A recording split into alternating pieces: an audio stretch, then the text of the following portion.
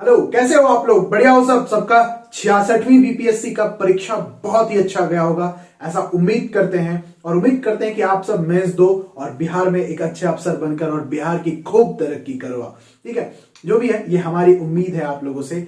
लेकिन मेरे ख्याल से जो बीपीएससी में इकोनॉमिक्स ऑप्शनल का पेपर था 66वीं का, वो पेपर मुझे लगता है कि 64-65 का जो पेपर हुआ है उसके कंपैरिजन में, मतलब अगर तुलनात्मक रूप से अध्ययन करके देखें तो जो ये पेपर है 66वीं का बीपीएससी का पेपर, ये मुझे लगता है बहुत आसान पेपर है। ठीक है, वैसे भी इकोनॉमिक्स में कहा जाता है कि अगर कहीं किसी एग्जाम में law of diminishing marginal utility पूछा जा रहा है, ठीक है, उपयोगिता का हास्य नियम, तो उससे ज्यादा गिरा हुआ पेपर कुछ हो ही नहीं सकता। ठीक है, जो भी हो, ज्यादा सीरियस नहीं लेना है, एक मजाक मस्ती की बात है, लेकिन पेपर बहुत आसान था।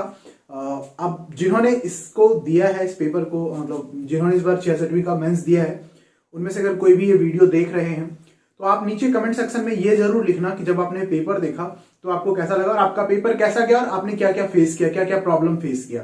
ठीक है, क्योंकि जो नए लोग हैं वो ये समझें कि जो अगर पेपर आसान हो तब भी एग्जामिनेशन हॉल में कैसा सिचुएशन फेस करना पड़ता है। बहुत सारे एक्सपीरियंस लोग हैं, आप लोग जरूर अपना एक्सपीरियंस शेयर कीजिएगा ताकि नए लोगों को बहुत ज्यादा फायदा हो। पेपर के बारे में किसी और वीडियो में चर्चा करेंगे, ठीक है, और ऐसी ही चर्चा नहीं करेंगे, बहुत सारा चीज उसके ऊपर चर्चा करेंगे और उम्मीद करेंगे कि सारे टॉपिक्स को हम पेपर के साथ ही डिस्कशन में कंप्लीट कर दें, जो भी क्वेश्चन पूछे गए हैं वो।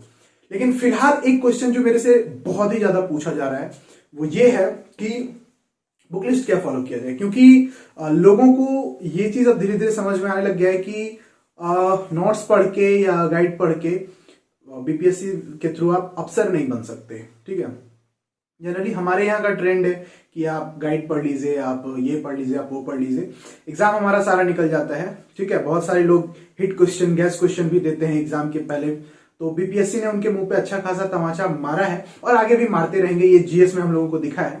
ठीक है, और आगे आने वाले समय में और भी बहुत कुछ देखने को मिलेगा। तो हो सकता है कि सारे लोग अब ये समझ, मतलब हो क्या सकता है, सारे लोगों को ये चीज अब समझ में आने लगे किताबें पढ़नी होगी। और देखिए एक चीज है कि अगर आपका पेपर ऑप्शनल जो है उसमें भी अगर आप किताब नहीं पढ़ते, ठीक है, तो फिर आपसे उम्मीद क्या किया जा सकता है। ठीक है, क्योंकि ऑप्शनल को समझना होगा, वो जनरल स्टडीज से बहुत अलग होता है। देखिए जनरल स्टडीज में भी इकोनॉमिक्स के इस बार बहुत सारे क्वेश्चन पूछे गए, बहुत सारे का मतलब ये है कि करेंट सेक्शन में भी इकोनॉमिक्स के क्वेश्चन पूछे गए और बहुत ही अच्छा क्वेश्चन पूछा गया है इस बार जनरल स्टडीज के करंट वाले शायद सेक्शन में, पेपर मुझे पूरी तरह से याद नहीं, शायद करंट वाले सेक्शन में, कि इस कोविड-19 की सिचुएशन में जो हम लोग कह रहे थे कि स्वरोजगार की जो बात कर रहे थे उसका रिलेवेंस क्या है। क्वेश्चन क्या था एग्जैक्टली मुझे याद नहीं है, लेकिन कुछ ऐसा ही क्वेश्चन था और ये सब बहुत सटीक क्वेश्चन है। इसका मतलब ये है कि बीपीएससी भी अब थॉट प्रोसेस के ऊपर काम करने लगी है और वो ये है कि जैसे कि इस कोविड-19 के सिचुएशन में सारे लोग घर में ही रह गए, सारे लोगों को घर में रहना पड़ा, सबको जो रोजगार था वो रोजगार का स्थिति बहुत ही खराब हो गया, बहुत सारे लोग अनएम्प्लॉयड हो गए। वैसे भी एम्प्लॉयमेंट का जो प्रॉब्लम है, अनएम्प्लॉयमेंट का एक्चुअली प्रॉब्लम है, एम्प्लॉयमेंट तो कोई प्रॉब्लम ही नहीं है, अनएम्प्लॉयमेंट का जो प्रॉब्लम है इंडिया में वो वैसे ही बहुत ज्यादा है, ऊपर से कोविड-19 के सिचुएशन में ये चीज और ज्यादा गहरा गया। तो ऐसे समय में स्वरोजगार यानी पकोड़ा बेचो योजना जो है वही सबसे सटीक बैठता गया। बहुत सारे लोग बहुत सारे डिजिटल रूप से काम किए, ये वो दिस दैट जो भी है, जब क्वेश्चन डिस्कस करेंगे तो डिस्कस करेंगे। इसका मतलब ये है कि बीपीएससी भी अब थॉट प्रोसेस के ऊपर काम करने लगे, तो किताबें आपको पढ़नी पड़ेंगी। ठीक है, अगर आप किताब नहीं पढ़ते और आप अगर वो नोट्स के भरोसे रहते हो तो पेपर 1 तो हो ही जाएगा, क्योंकि पेपर 1 में नोट्स के बाहर कभी भी किसी भी ऑप्शनल पढ़ाने वाले टीचर के नोट्स के बाहर कुछ भी नहीं पूछा जाएगा। आप किसी भी टीचर से ऑप्शनल पढ़ते हैं, इकोनॉमिक्स ऑप्शनल या कोई भी ऑप्शनल, जनरली कोई भी ऑप्शनल, उसका जो पार्ट 1 है ना, यानी कोर पेपर जो है ना, वो उसके नोट्स के बाहर कभी नहीं आएगा। मतलब कभी नहीं आएगा का मतलब कभी नहीं आएगा। ठीक है, आ सकता है आज से 20 साल बाद तो अलग बात है, तब आप और हम पेपर नहीं दे रहे होंगे, लेकिन पार्ट 1 नोट्स के बाहर नहीं आएगा, लेकिन पार्ट 2 उम्मीद है नोट्स के बाहर ही आएगा। ठीक है, जो भी हो, जैसे भी हो। लेकिन मुझे याद है पिछली बार जब हम वो क्लास ले रहे थे ऑनलाइन स्काइप के थ्रू लोगों का, तो उसमें से एक चीज के ऊपर बहुत ज्यादा डिस्कशन किए थे हम, और वो था revision of demand theory. Hicks ने जो अपने डिमांड थ्योरी का रिवीजन किया था बाद में सैमुअल्सन से, जब उसका एक मतलब बहुत ही अच्छा डिबेट हुआ था उसके बाद, तो उसके ऊपर हम लोगों ने ऐसे मजाक मजाक में बहुत डिस्कशन किया था, क्योंकि ऐसा क्वेश्चन बीपीएससी ने पूछा नहीं था आज तक।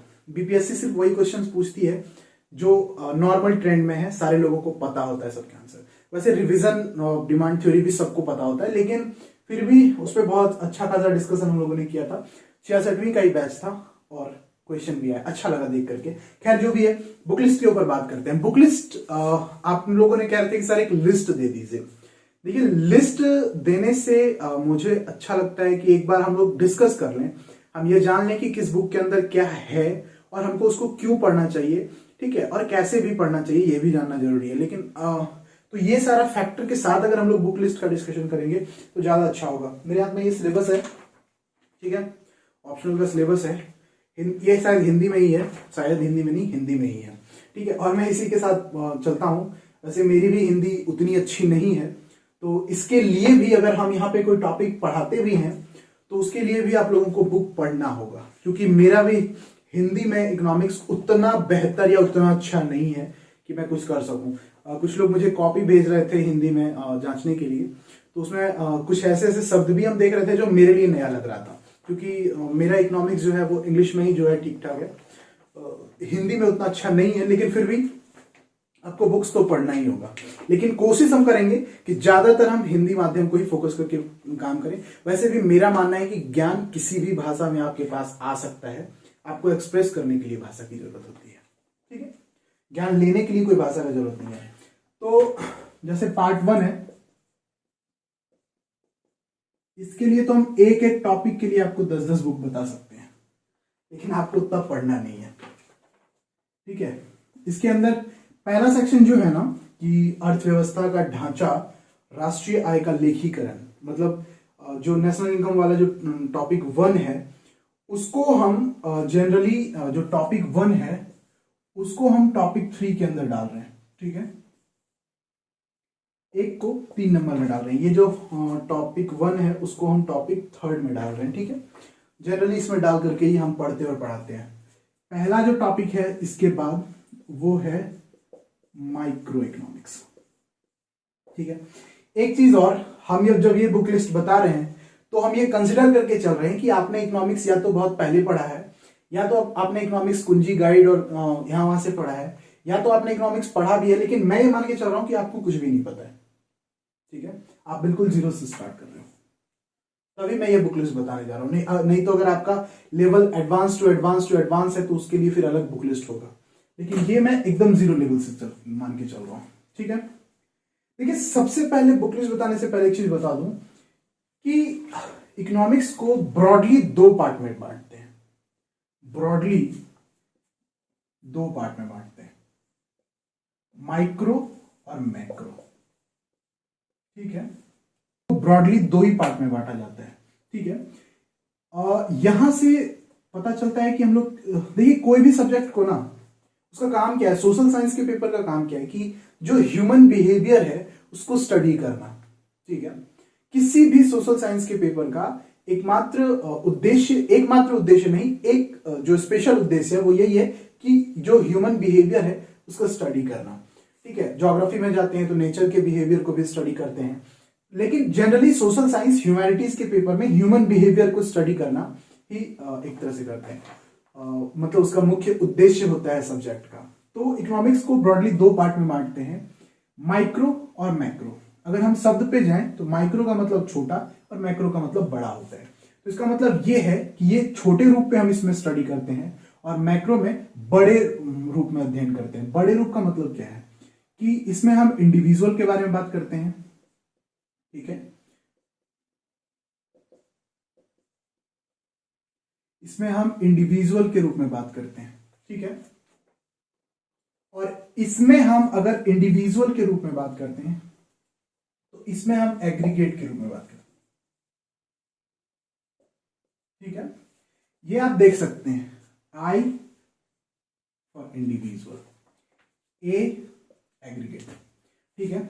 जैसे इसमें अगर आपके बारे में, मेरे बारे में अलग अलग बात किया जाए, ठीक है,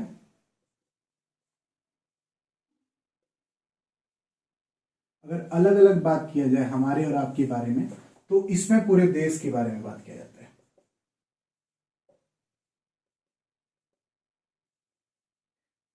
ठीक है, ब्रॉडली यही कंसेप्ट है इकोनॉमिक्स में, एक एक इंडिविजुअल के रूप में बात करना और एग्रीगेट के रूप में बात करना। इसको हिंदी में कहते हैं व्यष्टि और इसको हिंदी में कहते हैं समष्टि। इस व्यष्टि का मतलब होता है व्यक्तिगत और इस समष्टि का मतलब होता है समग्र।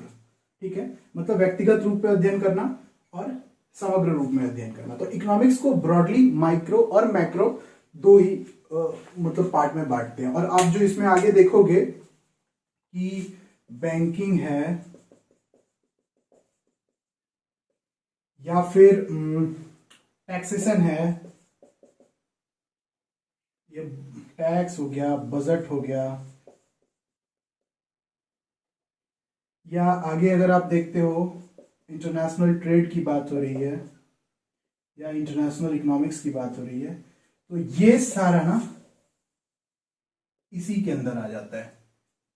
ठीक है, लेकिन सब्जेक्ट को हम अलग अलग बना के पढ़ते हैं, वो अपनी सुविधा के लिए बना के पढ़ते हैं इसीलिए। ठीक है, तो चलिए अब बात करते हैं बुक लिस्ट के ऊपर। ये थोड़ा सा बेसिक समझाना मतलब मेरे ख्याल से बहुत जरूरी था।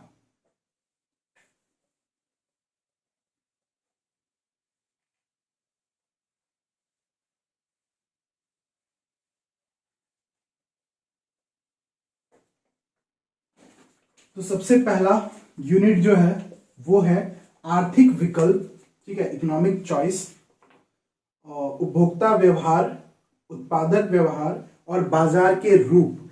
ये जो टॉपिक है ना, ये टॉपिक पूरी तरह से, तीन टॉपिक आपको दिख रहा है, ठीक है, लेकिन ये पूरी तरह से तीन बहुत बड़े बड़े ब्रॉड टॉपिक हैं। और ये सारा, ये जो यूनिट 1 है, ये पूरी तरह से माइक्रो इकोनॉमिक्स है। ठीक है, हिंदी वाले व्यष्टि अर्थशास्त्र। दूसरा है मैक्रो, जिसके अंतर्गत नेशनल इनकम वगैरह भी मेरे हिसाब से इंक्लूडेड है। ठीक है, और तीसरा है बैंक व्यवस्था यानी बैंकिंग, सॉरी, तीसरा।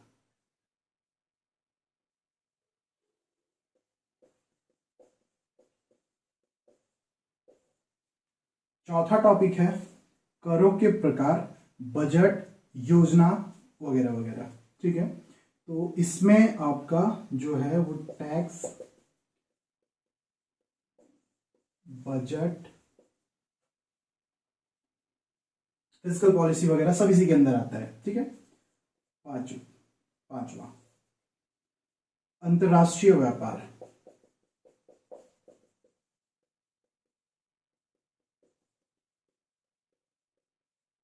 International trade. ये सेक्शन 1 में ये टॉपिक्स आपको पढ़ने, मतलब ये यूनिट्स आपको पढ़ने, मतलब ये सब्जेक्ट इकोनॉमिक्स के अंदर आपको पढ़ना है। Micro economics pure theoretical paper है, इसमें आपको थ्योरीज पढ़ने हैं। ठीक है, और इसके अंदर से आपका एप्लीकेशन स्टार्ट होता है। एक चीज और है जो हम हमेशा करते हैं, वो ये है कि माइक्रो तो पूरी तरह से थियोरेटिकल पेपर है, ये इसको अगर थोड़ा अलग रखें तो यहां से हम एक काम कर सकते हैं कि जो पार्ट 2 वाला है उसको हम यहां इंक्लूड कर सकते हैं। ठीक है, जैसे जो यूनिट 1 है इसका, भारतीय अर्थव्यवस्था, भारतीय अर्थनीति के निर्देशक सिद्धांत। एक्चुअली में इकोनॉमिक्स और इकोनॉमी के बीच में जो डिफरेंस है वो हमने आपको बताया है शायद किसी एक वीडियो में, और नहीं बताया तो आप एक चीज जान लीजिए कि इकोनॉमिक्स हमेशा इकोनॉमिक एक्टिविटी का मतलब स्टडी करने का कोशिश करता है, और इकोनॉमी जो होता है वो किसी एक प्रॉपर रीजन के बारे में बात करता है, इसलिए इसमें आपको भारतीय अर्थव्यवस्था दिखता है। ठीक है, तो यहां से आप देखें तो एग्रीकल्चर हो गया या इंडस्ट्री हो गया, मतलब औद्योगिक उत्पादन हो गया, कृषि उत्पाद हो गए, मुद्रा और शाक प्रवृत्तियां हो गया, भारतीय योजना हो गया, बिहार का अर्थव्यवस्था हो गया। तो देखिए ये बैंकिंग जो है, यहां पे आपका जो यूनिट 6 है पार्ट 2 का, वो इसमें आप इंक्लूड कर सकते हैं। और बजट की प्रवृत्तियां एवं राजकोषीय वितरण यानी फिस्कल पॉलिसी वगैरह जो है वो इसमें आप डाल सकते हैं 5। ठीक है, और विदेशी व्यापार वगैरह आप इसके अंदर डाल सकते हैं 7। वैसे तो योजना आपको उसमें भी पढ़ना है, इसके अंतर्गत पढ़ना है, यानी कि चौथे नंबर टॉपिक के अंदर पढ़ना है आपको। लेकिन वो आप इसमें पढ़ेंगे और इससे वो मतलब योजना आप अलग से पढ़ेंगे इंडियन इकोनॉमी वाले सेक्शन में, और वहां पे उसके थ्योरी पढ़ लेंगे। देखिए एक चीज जान लीजिए कि पार्ट 1 जो है वो थ्योरी है और पार्ट 2 जो है वो उसी का एप्लीकेशन है।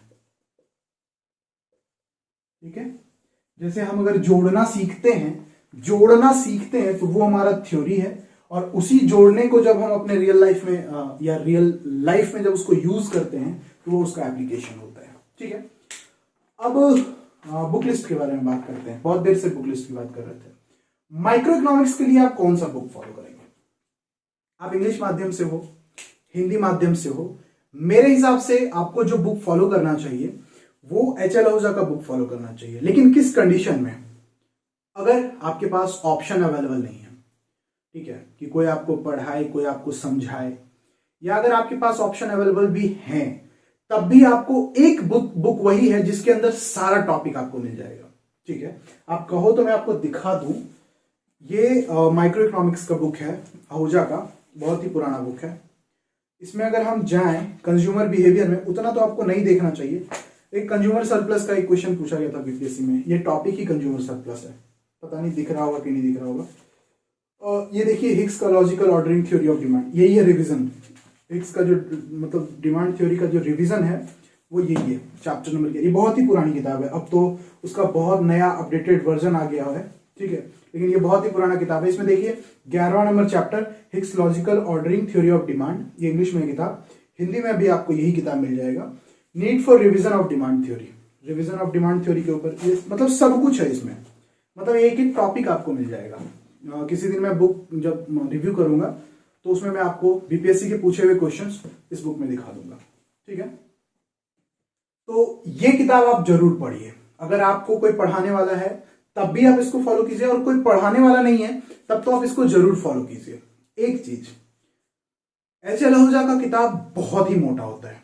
कोई भी किताब आप उसका उठा लें, मतलब उनका उठा लें, तो बहुत ही मोटी किताब होती है। वैसे मैं जनरली मानता हूं कि इंडियन ऑथर्स के जो किताब है वो सिर्फ कॉपी पेस्ट हैं, उन्होंने अपने से कोई मेहनत नहीं किया है। लेकिन एच.एल. आहूजा का एक किताब है जो बहुत मोटा है, लेकिन उसको देख के मत डरिएगा। वो क्या करते हैं ना कि वो चीजों को समझाते हैं, बहुत अच्छे तरीके से समझाते हैं। आपको डिमांड जब समझा रहे होंगे वो, तो डिमांड पूरी तरह से समझाएंगे, पूरी तरह से डिमांड समझा देंगे डिमांड की थ्योरी में, और वापस से जब उस डिमांड का एप्लीकेशन किसी आगे के चैप्टर में यूज करना हुआ तो वो ब्रीफली उस थ्योरी को वहां भी समझा देंगे। मतलब समझ रहे हैं आप लोग कि अगर आप उठाते हैं कोई एक बड़ा सा मार्केट का चैप्टर, मार्केट के चैप्टर में आपको प्राइस डिटर्मिनेशन वगैरह पढ़ना है, उसके पहले वो प्राइस डिटर्मिनेशन वगैरह जो है वो प्रोडक्शन कॉस्ट में अगर समझा चुके हैं, तो वो प्राइस डिटर्मिनेशन की थ्योरी अगर आपको याद नहीं भी है तब भी आप जब मार्केट पढ़ेंगे तो वहां पे वो चीज को वो फिर से समझाएंगे। तो इसीलिए वो रिपीटेटिव चीज जो है ना, जो मतलब आप किसी भी एक चैप्टर को पढ़ना शुरू करेंगे ना तो आपको ऐसा नहीं लगेगा कि उसके पहले चैप्टर को आप नहीं पढ़े तो आपको समझ में नहीं आ रहा है। मतलब वो हर चीज को हर जगह समझाते हैं। ये इनके किताब का अच्छाई भी है और बुराई भी है। ठीक है, कि वो चीजों को बहुत रिपीट करते हैं। रिपीट करने का मतलब है कि वो हर जगह हर चीज को समझाते चलते हैं ताकि आपको कभी कोई दिक्कत ना फेस करना पड़े, कहीं भी फेस नहीं करना पड़े। और मुझे यही चीज इस किताब का बहुत अच्छा लगता है। तो इसीलिए मेरे हिसाब से आपको एच.एल. आहूजा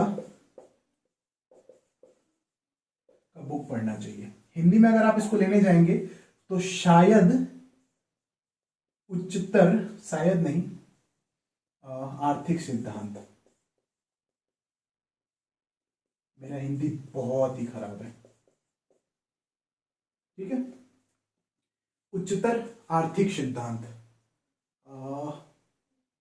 और इंग्लिश में अगर लेने जाएं तो एडवांस इकोनॉमिक थ्योरी। तो उच्चतर आर्थिक सिद्धांत किताब का नाम है। अभी शायद वो येलो कलर का उसका कवर है, वो देख लीजिएगा आप लोग, और इसमें ब्लू कलर का कवर है।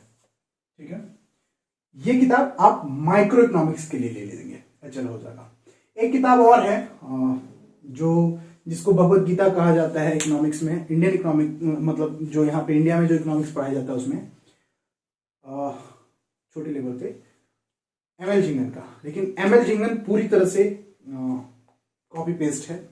वहां पे आपको टोटल हर एक टॉपिक मिल जाएगा, लेकिन वो इंटरनेट से कॉपी पेस्ट किया गया है, कुछ भी समझाने की जरूरत नहीं है, आपको सिर्फ इंफॉर्मेशन वहां मिल जाएगा, लूसेंट की तरह समझाया कुछ भी नहीं है। तो आप चाहें तो इसके साथ उसको पढ़ सकते हैं, नहीं तो कोई जरूरत नहीं है, उसको पढ़िए, ठीक है। मैक्रो में भी सेम बुक नहीं, सेम ऑथर, और हर किताब हिंदी और इंग्लिश दोनों में ही है। एच.एल. आहूजा का मैक्रो इकोनॉमिक्स, ठीक है। हिंदी में उच्चतर समष्टि अर्थशास्त्र है किताब का नाम।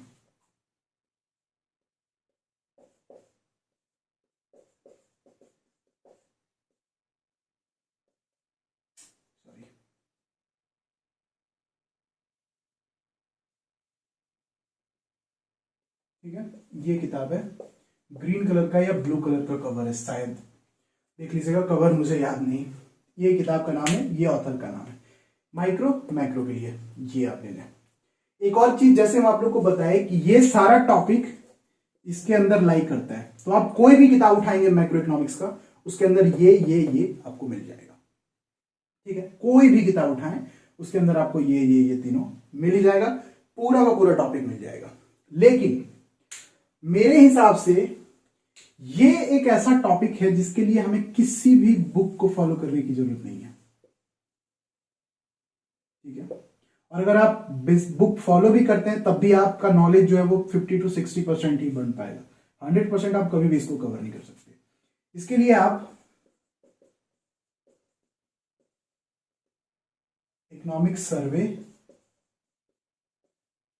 से डेटा थोड़ा बहुत, जो मेरे हिसाब से बजट और टैक्सेशन का डेटा तो नहीं, लेकिन योजना वाला जो सेक्शन है वो यहां से मिल जाएगा। बाकी बजट, इंडिया का बजट, बिहार का बजट, उसके अंतर्गत आपको टैक्स और बजट बहुत ही अच्छे से थ्योरी भी दिया रहता है इकोनॉमिक सर्वे, मतलब बजट में वगैरह में। और नहीं दिया रहता है तो एक एक टॉपिक आप इंटरनेट पे गूगल पे सर्च करेंगे और वहां से समझ लेंगे, क्योंकि ये मतलब इकोनॉमिक्स में सबसे ज्यादा पढ़ाया जाने वाला सब्जेक्ट यही है।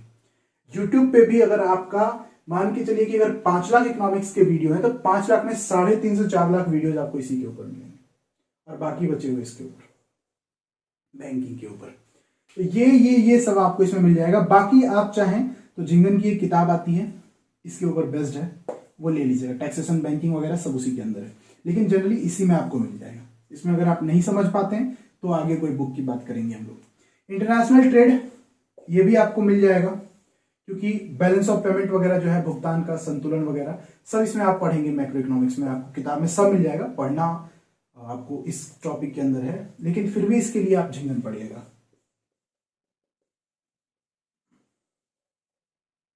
झिंगन में हूबहू टॉपिक जो है वो दिया हुआ है, मतलब जब आप खोलेंगे तो ये व्यापार प्रशुल्क पद्धति, एक्सचेंज रेट मतलब विनिमय दर, अदायगी शोध, अंतरराष्ट्रीय मुद्रा व बैंक संस्थान जो है, सब कुछ आपको झिंगन में मिल जाएगा। तो आपको मेरे हिसाब से पार्ट 1 के लिए एक बुक, 2 बुक, एक तीसरा बुक लेना चाहिए झिंगन का, इंटरनेशनल इकोनॉमिक्स। झिंगन का जो किताब है वो है इंटरनेशनल इकोनॉमिक्स के नाम से।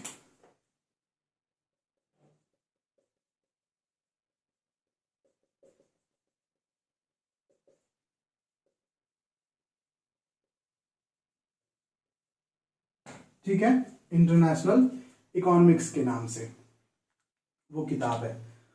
और पार्ट 1 के लिए आप ये पढ़ेंगे 3 बुक, इससे ज्यादा आपको कुछ भी नहीं लेना है।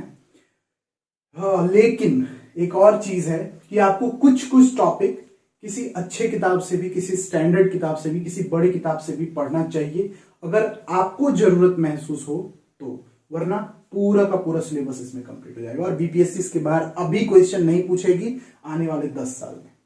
ठीक है, कभी कभी कुछ क्वेश्चन पूछ लिया जाता है, जैसे एक बार बिहेवियरल इकोनॉमिक्स के ऊपर क्वेश्चन पूछा गया था। तो बिहेवियरल इकोनॉमिक्स एक्चुअली में अभी जब नोबेल मिला बिहेवियरल इकोनॉमिक्स के लिए, अलग से जब नोबेल मिला तो उसको एक अलग सब्जेक्ट बना दिया गया था उसके कुछ दिन पहले, लेकिन बिहेवियरल इकोनॉमिक्स अभी भी माइक्रो इकोनॉमिक्स के अंदर ही पढ़ा जाता था, है, पढ़ा जाता है, हाँ नहीं। लेकिन अब उसको एक अलग सब्जेक्ट का रूप दे दिया गया है, जैसे बैंकिंग, टैक्स, इंटरनेशनल इकोनॉमिक्स वगैरह को दिया गया है।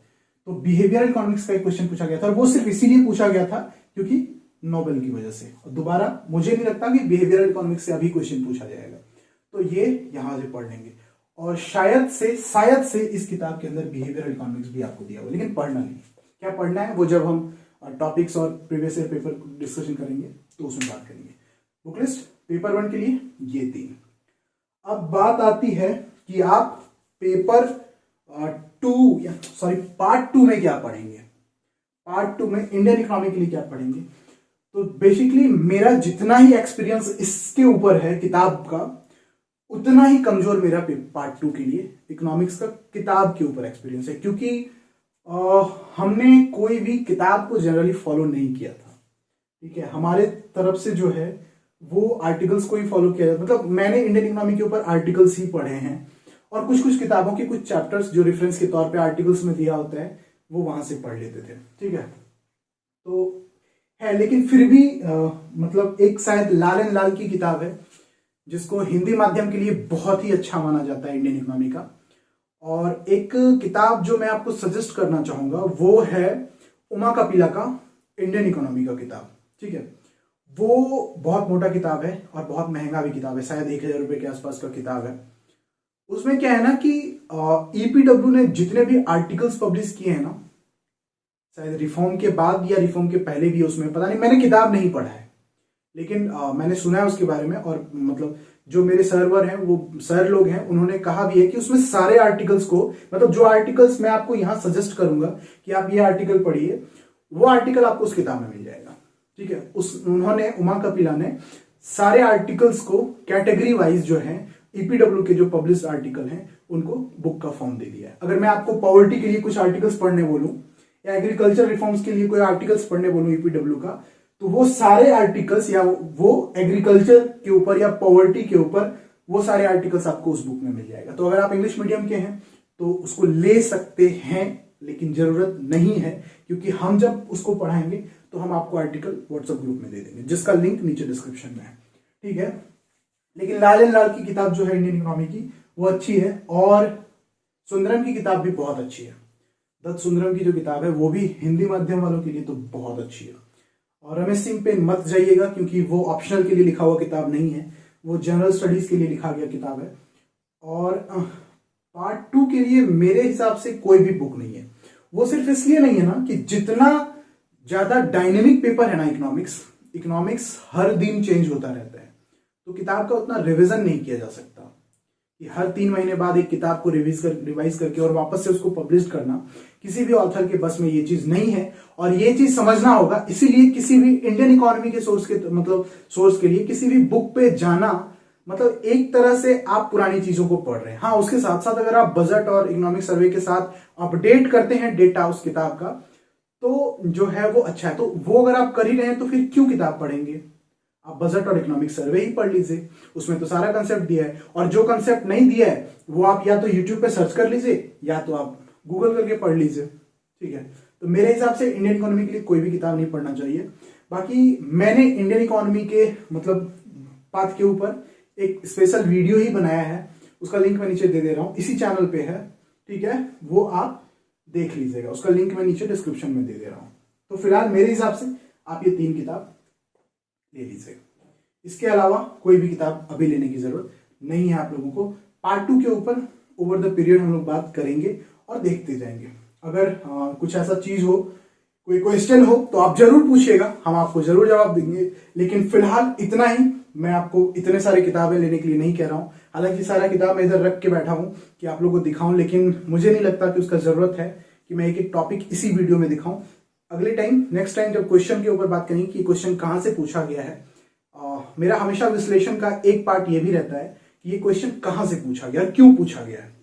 मेरे क्वेश्चन के एनालिसिस का जो विश्लेषण, मतलब जो पेपर का विश्लेषण करने का जो मेरा एक तरीका है, उसका बहुत बड़ा पार्ट ये भी है। ठीक है, तो उसमें हम लोग बात करेंगे किताब के ऊपर। लेकिन फिलहाल उच्चतर आर्थिक सिद्धांत या advance economic theory, macro economics या उच्चतर समष्टि अर्थशास्त्र, पीला कलर, येलो कलर, ग्रीन है शायद या ब्लू है, ग्रीन है, इंग्लिश में इसका ब्लू है, एडवांस इकोनॉमिक थ्योरी, ये पीला कलर। ठीक है, ये किताब आप ले लीजिएगा और झिंगन का इंटरनेशनल इकोनॉमिक्स। ठीक है, उम्मीद करते हैं कि ज्यादा आपके सर पे भार नहीं पड़ा होगा। तो इसी के साथ इस वीडियो में हम आप लोग से विदा लेते हैं और इनको गुरु मान लीजिए अपने एग्जामिनेशन ऑप्शनल की तैयारी, मतलब जो आप इकोनॉमिक्स का कर रहे हैं उसके अंतर्गत आप एच.एल. आहूजा सर को अपना गुरु मान लीजिए। ये आपको इकोनॉमिक्स अच्छे से पढ़ा देंगे। ठीक है, तो बाकी एक और चीज है बुक को लेकर के, मेरा एक और राय है, वो ये है कि जिस भी किताब का भाषा आपको समझ में आए आप वो पढ़ लीजिए। अगर आप लोगों को लगे कि मैं और बुक का नाम आपको बताऊं तो आप लोग मुझे कमेंट करके बताना या ग्रुप में बताना या मुझे मैसेज करके बताना। मैं इसके ऊपर कम से कम 25-30 बुक दिखाऊंगा आप लोगों को, इसके ऊपर भी दिखाऊंगा। ठीक है, इसके लिए मेरे पास बुक नहीं है, मैंने कोई बुक नहीं पढ़ा इसके लिए। ठीक है, ये तो इसके लिए भी कोई बुक नहीं पढ़ा है, हालांकि है मेरे पास 5-6 बुक इसका भी। इसके लिए मैं दिखा दूंगा आपको 10-15 बुक। ठीक है, मैं दिखा दूंगा, सबका लिस्ट दे दूंगा। लेकिन फिलहाल मेरे हिसाब से जितना मैंने इकोनॉमिक्स को जाना है उसके हिसाब से आप ये पढ़िए, बीपीएससी काफी है इसके लिए। मिलते हैं अगले वीडियो में, तब तक के लिए जय हिंद जय भारत। और पेपर एनालिसिस का वीडियो जल्दी आपके सामने लेकर आ रहा हूं। ठीक है, तो उसी के साथ विदा लेते हैं इस वीडियो में। ठीक है, मिलते हैं अगले वीडियो में, तब तक के लिए एक बार फिर से जय हिंद जय भारत।